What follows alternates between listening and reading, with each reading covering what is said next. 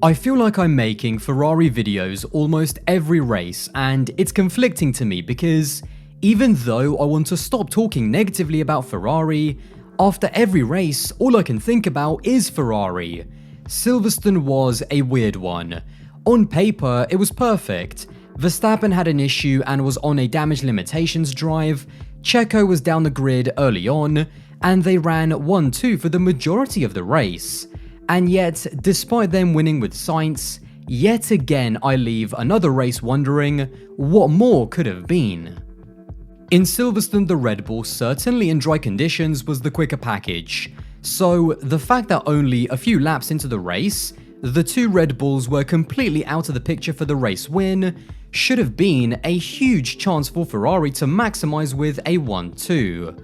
As it stands, yes, they won the race, between Charles finishing in 4th scoring 12 points and Max finishing in 7th scoring 6 points, Charles has only managed to eat into Max's championship lead by 6 points. A word on Max really quick because it's important to not take greatness for granted. It was very obvious that his raw pace was too much for Ferrari.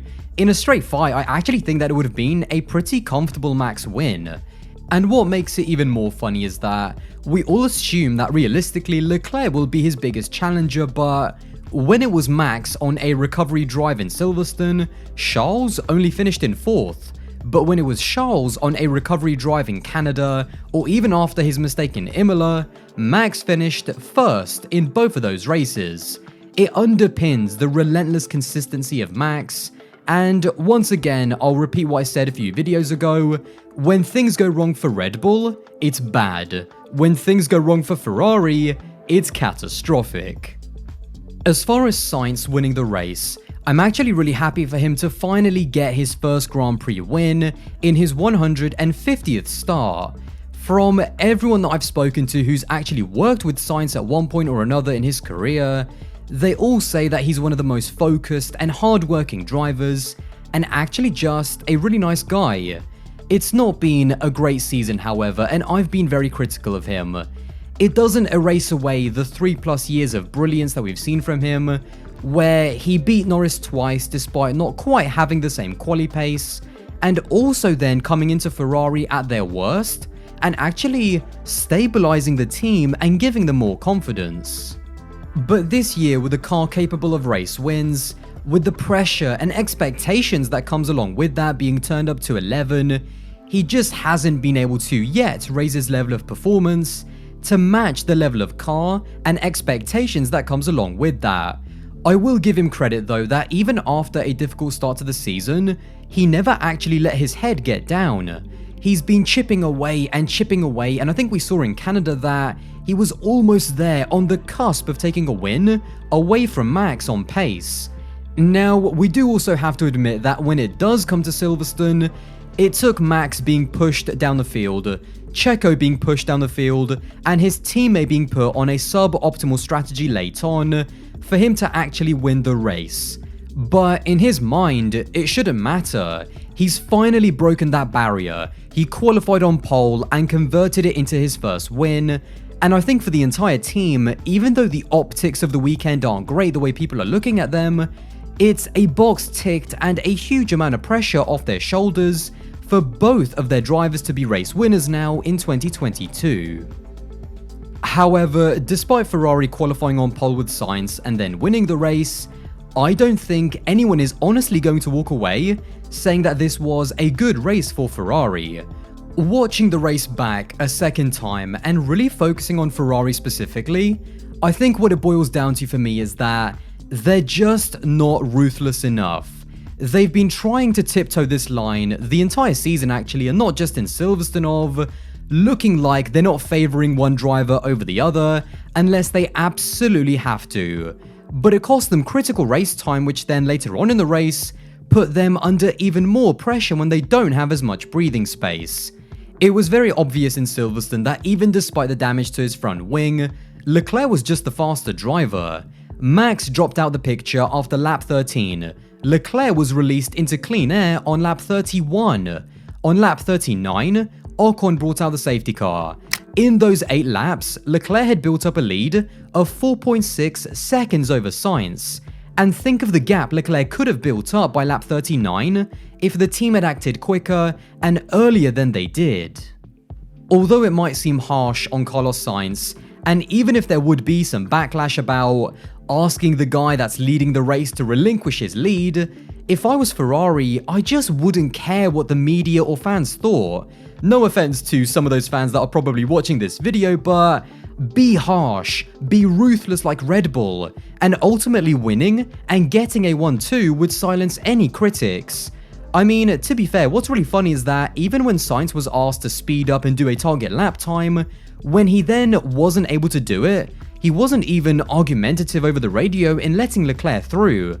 He did it straight away with no drama because even he knew that he was slowing the team down. Leclerc's team radio on the in-lap said it all. Now, I'm not going to read it in full or do his accent because I just couldn't convey the emotions that he was expressing, but the critical phrase that he used was losing race time.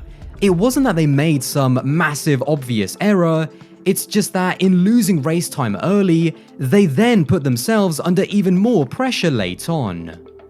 To me, it's the indecisiveness and lack of ruthlessness when they saw that Leclerc was just quicker early on that I think cost them in Silverstone. Yes, we can talk about them keeping out Leclerc when the safety car was out, but it's never easy being the lead driver in that situation because everyone behind you can just react to what you do. But it's the race time that they lost. If they let Leclerc into clean air sooner, the gap between him and Sainz by lap 39 would have been bigger, and probably big enough to where they could have just double stacked anyway. And if Lewis wanted to stay out, try and be a hero and hang on to the lead on older medium tyres, well then, at the restart, although you don't have track position, you have two Ferraris in second and third, with your quicker driver leading, and on brand new soft tyres, with an inherent performance advantage over the Mercedes anyway. I know Lewis and Silverstone, with the win on the line, is going to be tough to beat, but I'm backing Leclerc to break British hearts in that situation. Anyway, Silverstone was Silverstone, and enough bashing on Ferrari. What can they do and what can they learn going forward? How does Leclerc, who once again, let's be honest, is the only driver who can catch Max and still win this championship, trust them going forward? The first is that despite the negative feeling around the race, they did still close the gap to Red Bull in the constructors, and Leclerc did close the gap to Max in the drivers. Now, it might have not been by as much as it should have, but Matteo Binotto and Leclerc himself will have to find positives out of this weekend. I've mentioned a million times before that from top down, Red Bull with Christian on the pit wall, Max at the wheel, and everyone in between is just an A1 winning organization. And they also operate with no fear of criticism about their tactics because success in sport is the bottom line. I said before the season started that whilst Matteo has done a good job in my opinion of building back Ferrari in his image, he is in this championship as much as the drivers against Horner to show that he can lead a team to the title. We are 10 races into a 22 race season, and I think now it's time to sit down with the drivers and say that whilst it's been fun messing around at the beginning of the season and being all fair and nice, now it's time to start being brutal, and if one of their drivers is clearly slower than the other, they're going to need to be moved out the way, fair or not.